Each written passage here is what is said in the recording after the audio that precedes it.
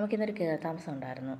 വർണ്ണക്കടലാസിൽ പൊതിഞ്ഞിരിക്കുന്ന എന്ത് സാധനം കണ്ടാലും വലിച്ചു പൊട്ടിക്കാൻ നോക്കുന്നത് നനുക്കുട്ടൻ്റെ കയ്യിൽ നിന്ന് ആ ഗിഫ്റ്റ് അവിടെ സേഫായിട്ട് എത്തിക്കാൻ പെട്ടപാടെ ഞങ്ങൾക്ക് അറിയുള്ളൂ. ഇതാണ് ചേട്ടനും ചേച്ചി. സിയമോള് ഞങ്ങൾ ചെന്നപ്പോഴത്തേനും ഉറങ്ങി. വീട് കയറി കണ്ട് നടക്കുന്നതിനിടയ്ക്ക് കാവ്യയെ കണ്ടു. കണ്ണൻ വന്നിട്ട് എൻ്റെ മുഖം പറത്തലേ ചേച്ചിയെന്നും പറഞ്ഞുകൊണ്ട് കൊച്ചിനെ പിടിച്ചുകൊണ്ട് പോയി. ഞങ്ങൾ വീടൊക്കെ മൊത്തത്തിലൊന്ന് കണ്ടു. അതിനിടയിൽ കാവ്യയുടെയും നനുക്കുട്ടൻ്റെയും കണ്ണൻ്റെയും വക ചെറിയൊരു ഷോയൊക്കെ ഉണ്ടായിരുന്നു വീഡിയോയ്ക്ക് വേണ്ടിയിട്ട്. നല്ല വീടായിരുന്നു കേട്ടോ. ഫുള്ളിറങ്ങി ഒന്ന് കണ്ടു. ഇതാണ് അവരുടെ ഫാമിലി ഫോട്ടോ. ഇതിനിടയിൽ ബിന്ദു കൊച്ചമ്മ ചേച്ചി ആരെക്കുറിച്ചോ ഇരുന്ന് പരദൂഷണം പറച്ചിലൊക്കെയാണ്. അത് കഴിഞ്ഞ് നനുക്കുട്ടൻ ഫുഡ് കഴിച്ചു. വീഡിയോയ്ക്ക് വേണ്ടിയാണോ എന്ന് ചോദിച്ച് തിരിഞ്ഞ അനിയത്തിയുടെ ചേച്ചിയാണ് തൊട്ടടുത്തിരിക്കുന്നത്.